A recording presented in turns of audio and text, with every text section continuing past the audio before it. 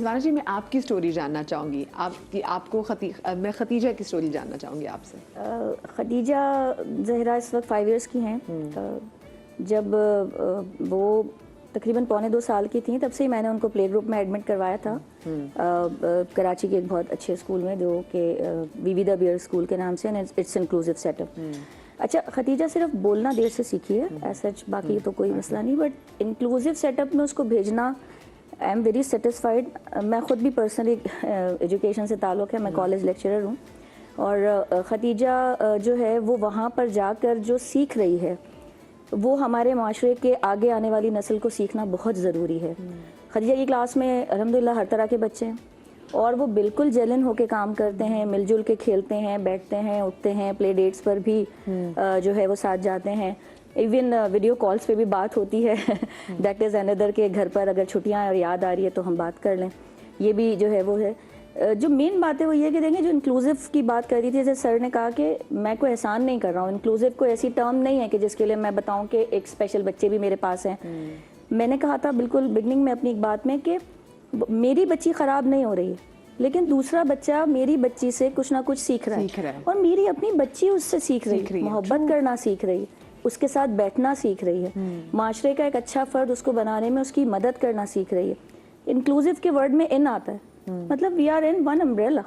ये concept develop होना बहुत ज़रूरी है। और जो सबसे इम्पोर्टेंट बात है वो ये है कि 2 रंग होते हैं, हमने बड़ी बचपन में सीखा था, प्राइमरी एंड सेकेंडरी कलर्स। 2 अलग अलग रंगों को मिलाएं तो तीसरा कोई और रंग बन जाता है। तो आप 2 ऐसे बच्चों को साथ बिठा कर तो देखें, आपको माशरे में मुख्तलिफ रंग खुद ब खुद नज़र आएंगे, आपको अच्छे लोग नज़र आएंगे, अच्छा काम करने वाले नज़र आएंगे। हम एक बेहतर माशरा तश्कील दे सकते हैं इस कॉन्सेप्ट को अपना कर। नहीं, मेरा बच्चा ऐसे बच्चे के साथ नहीं बैठ सकता, ऐसा नहीं है।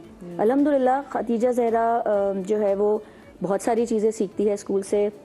मेरे साथ घर में हेल्प करती है, उसको वेजिटेबल कटिंग भी स्कूल ने सिखाई है, उसको आटा गूंदना भी स्कूल ने सिखा दिया है इस एज में, और वो सब काम कर रही होती है। शौक भी होता है। हाँ, पेंटिंग्स एंड ऑल, और प्ले बैठ के जो है वो थीमेटिक प्ले करना एंड ऑल, मैं खुद इन्वॉल्व होती हूँ, उसके फादर इन्वॉल्व होते हैं। एक होती बड़ा एक हमारा जो सिस्टम है, बड़ा नॉर्मल सा सिस्टम है एजुकेशन का, जो बच्चों को वो कॉपी पेन और उस पर लगाता है, वो ज़रूरी है, ठीक है, आपको आगे दुनिया में जाना है, लेकिन ये भी चीज़ें ज़रूरी।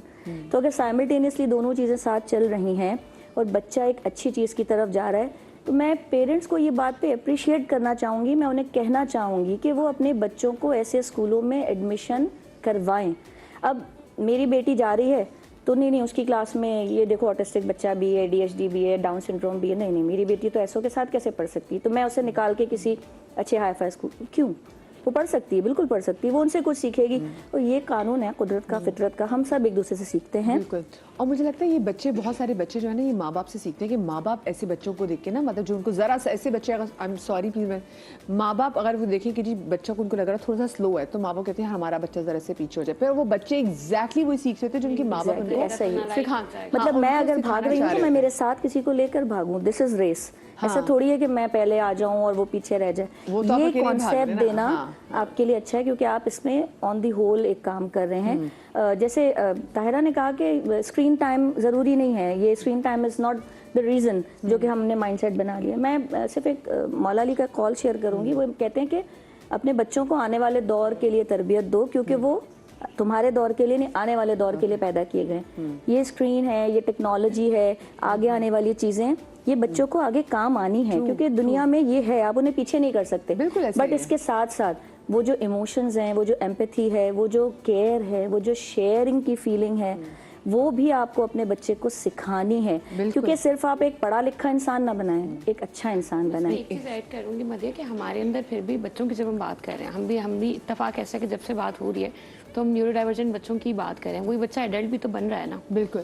अब हर बच्चा, जैसे मैंने कहा था कि मेरा ख्याल है जितने मैंने लोग देखे उनमें से Saad is one of the case जो माशाल्लाह से ग्रेजुएट करके बाहर चला गया। बाकी कितने लोगों के पास ये अपॉर्चुनिटीज़ हैं, कितने लोगों के पास ये अवेयरनेस है कि वो अपने बच्चों को करें। और जो आज बच्चा है, आज मेरा बेटा 6 साल का है, कल को उसने 18 साल का भी होना है। सो हमारी सोसाइटी के अंदर आप अपने ऑफिस में देखें, वर्क प्लेस में देखें, कोई न्यूरो डाइवर्जेंट जो है वो इंडिविजुअल नहीं होता, क्योंकि इसी वजह से कि वो उसको बात बतानी पड़े तो 2 दफ़ा बतानी पड़ती है। हो सकता है काम वो अच्छा करे, लेकिन उसको 2 दफ़ा रिपीट करनी पड़ती है। वो थोड़ा सा स्लो है, वो थोड़ा मुश्किल से देखता है। मेरा बेटा जो है वो पिक्टोरियल लर्निंग है उसकी बहुत अच्छी है, बट अगेन जब वो कहीं जॉब के लिए जाएगा तो हमारे तो सोसाइटी इतनी टॉलरेंट ही नहीं है। हम तो कहते हैं बस हम जुमला पूरा करते नहीं है और वो काम फौरन से हो जाना चाहिए। So this is also very important कि हम सोसाइटी तभी बिल्ड करेंगे जब हम इनको इंक्लूड करेंगे, उसमें स्किल्स भी आ जाते हैं। ट्रू।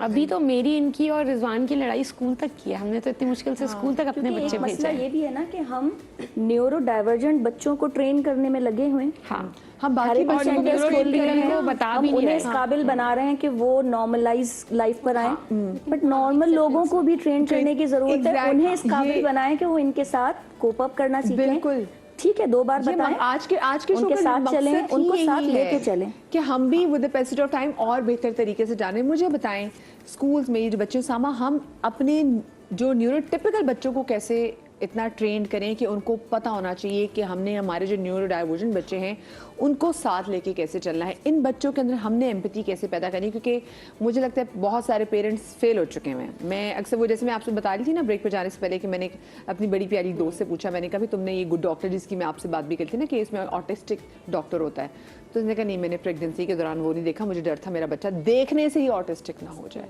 तो मतलब जहाँ आपको इतना खौफ ऐसे एक वर्ड से, तो वो अगर वो आपके सामने बच्चा आ जाए तो फिर आप कितना उससे डर जाएंगे।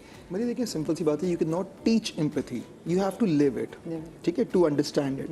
ये एक सिंपल सा कॉन्सेप्ट है। जब एक बच्चा पैदा होता है तो वो कोई स्टिग्मा लेके साथ पैदा नहीं होता, ठीक है। उसको नहीं पता होता कौन काला है, कौन गोरा है, कौन हिंदू है, कौन जो है वो डाउन सिंड्रोम है, कौन ऑटिस्टिक है। ये सारे हम दुनियावी लेबल्स लगाते हैं, ठीक है। तो जब हमारे जैसे जितने भी स्कूल्स हैं जो इस तरह का इस कॉन्सेप्ट को लेके चल रहे हैं, जब एक बच्चे के साथ एक नॉन टिपिकल बच्चा आता है, ठीक है, उस बच्चे को, टिपिकल बच्चे को नहीं मालूम कि नॉन टिपिकल है।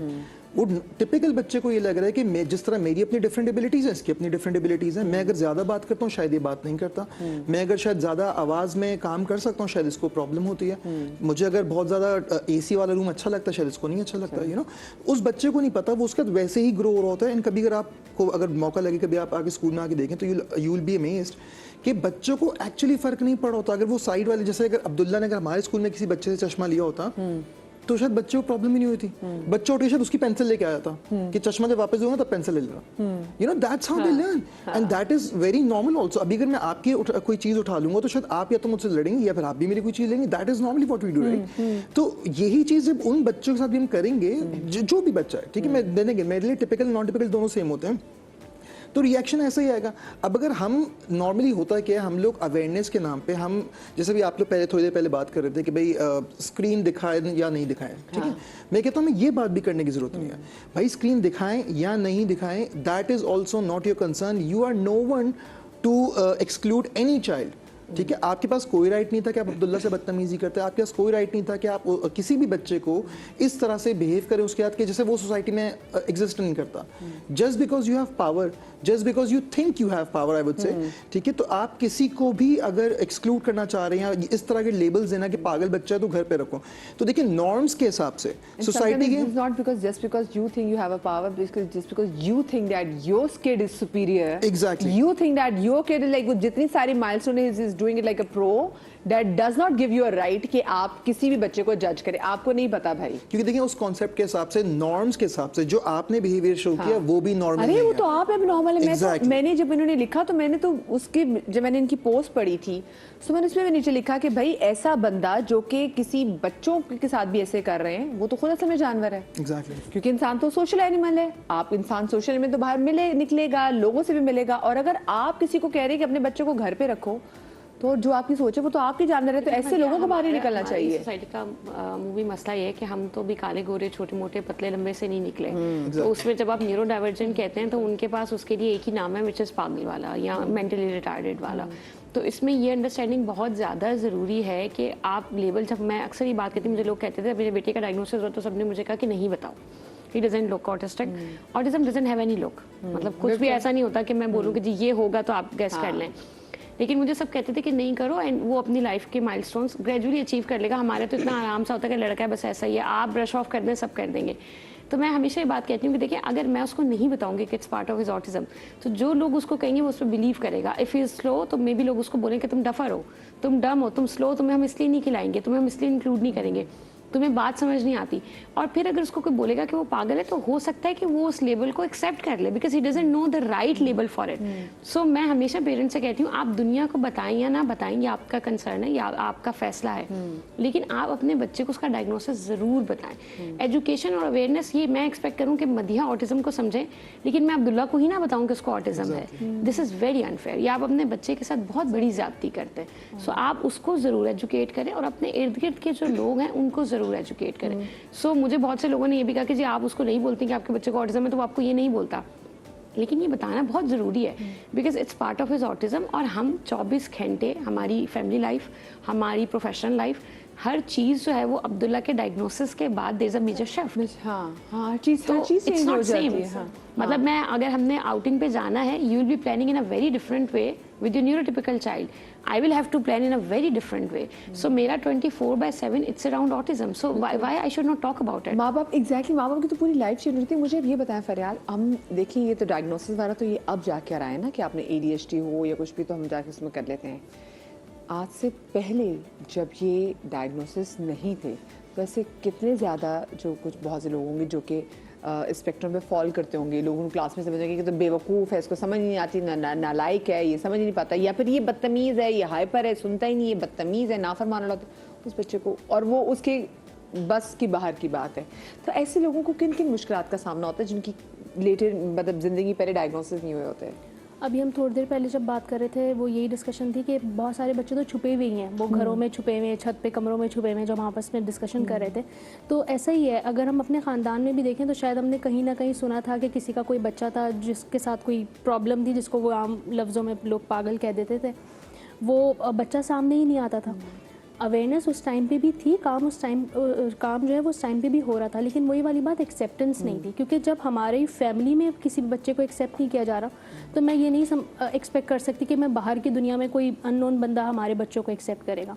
और ऑब्वियसली अभी हम देखते हैं ऑटिज़म ADHD के अलावा बहुत सारी मेंटल हेल्थ प्रॉब्लम्स होती हैं। अगर हम देख रहे होते हैं कुछ लोग हैं जो ये एग्रेशन उन साहब ने जो निकाला है एक मासूम से बच्चे पे, तो यकीनन मुझे लगता है उनका भी कोई चाहे ट्रॉमा होगा जो कि शायद क्योर नहीं हुआ या जो पर उन्होंने काम नहीं करा, जो कि एक मासूम से बच्चे पे उनका सारा एग्रेशन या गुस्सा निकल रहा है। तो बहुत सारी ऐसी चीज़ें थी जो कि वक्ती तौर पे अगर नहीं उसको आप काम करते उस पर, तो इसके अलावा देखिए बहुत सारे लोग हमें नहीं, मुझे हमारे आसपास ऐसे लोग होते हैं वो कुछ चीज़ पे ट्रिगर हो जाते हैं। जैसे अगर हम फोबियाज में भी देख लेते हैं, फिर उसके बाद लाइट की फ्लिकरिंग उनको बहुत है, जो बहुत ज़्यादा शोर हो वो उनके लिए बड़ी प्रॉब्लमैटिक साबित होती है। वो कहते हैं हम सोचने से कासिर हो गए हैं, हमें कुछ समझ नहीं, हमको समझ नहीं पा रहे। तो ऐसी बहुत सारी इंटरनेट ऐसी चीज़ें होती हैं जो कि शायद डायग्नोस नहीं हुई हुई और लोगों को पता नहीं कि उन्हें, जैसे उन्होंने कहा ना, बताना ज़रूरी है। तो और बहुत से लोगों को पता ही नहीं कि साथ ही मसला है। हमारी सोसाइटी में बहुत सारे लोगों को सेंसरी डिसऑर्डर है, बिकॉज अगर आपको बहुत शोर से हो जाता है, बहुत इससे ट्रिगर हो जाता है, माइग्रेन के अलावा ज़्यादा लोग होते हैं तो उससे बहुत पीपलिंग, लोग कहते हैं ना बहुत पीपलिंग होगी, अब मुझे थोड़ा सा मी टाइम चाहिए, तो it has a scientific reason, it has a psychological reason, but you don't know it. सही है, तो उसमें लोग आपको रूड भी कह देंगे। अच्छी लग रही होती है, that is basically sensory seeking. आप वो सीक कर रहे होते हैं, आपके सेंसरी वहाँ पे ऊपर नीचे हो रहे हैं, वो भी एक तरह की डिस्टॉर्शन है। You are not aware of it, तो आप क्या करते हैं कि आप उसको उस सेंसरी नीड को सेटिस्फाई नहीं कर रहे इन अ कंस्ट्रक्टिव वे, सो वो डिस्ट्रप्टिव बिहेवियर्स के तौर पर सामने आता है। फिर इंटेंसिटी का फर्क होता है, हमने with the passage of time cope करना सीख लिया, किसी की इंटेंसिटी ज़्यादा होगी तो उसके कोपिंग मैकेनिज्म अच्छे नहीं होंगे। सो ये बहुत इंपॉर्टेंट है कि अगर आपको पता होता है, या मैं तो अक्सर लोगों से कहती हूँ कि भी आप अपनी गट फीलिंग्स पे चलें। अगर आपको लग रहा है कि आपके अंदर कोई भी चाहे मेडिकल इशू हो, कोई साइकोलॉजिकल इशू आ रहा है, तो देयर इज नो हार्म कि भाई जाके चेक करा लें। मतलब अल्लाह ताला ने आपको ये राइट दिया। और जैसे पता है कि हर चीज़ में, हर बच्चे में एक चीज़ डिफरेंट हो सकती है। हो सकता है कि एक हम ये जज करें कि जी बच्चे के जो सेंसरी मोटर स्किल्स हैं वो सही डेवलप नहीं है, बट आप दूसरे बच्चे को देखें तो उसमें डेवलप्ड होंगे। हाँ, सो ज़रूरी नहीं है कि आप इन छोटी छोटी चीज़ों से ही पकड़ सकें। कोई बॉक्स नहीं है। मैं अक्सर लोगों से बात कहती हूँ, जो अब्दुल्ला के बाद मेरी ज़िंदगी में एक मेजर शिफ्ट आया है वो ये है कि अब मुझे हो गया कि आप किसी को भी किसी बॉक्स में नहीं बिठा सकते। सब औरतें ऐसी होती हैं, सब आदमी ऐसे होते हैं, सब बच्चों को ये करना चाहिए, नहीं। There is no fix timeline and you have to be okay about it. आपको आपकी ये जो जजमेंट्स है ना, ये हमने अपने बचपन में सीखी थी, ये हमारे अपने पर्सनल स्कीमाज हैं जिसके ऊपर हम लोगों को जज करते हैं, but there is no hard and fast rule. You have to B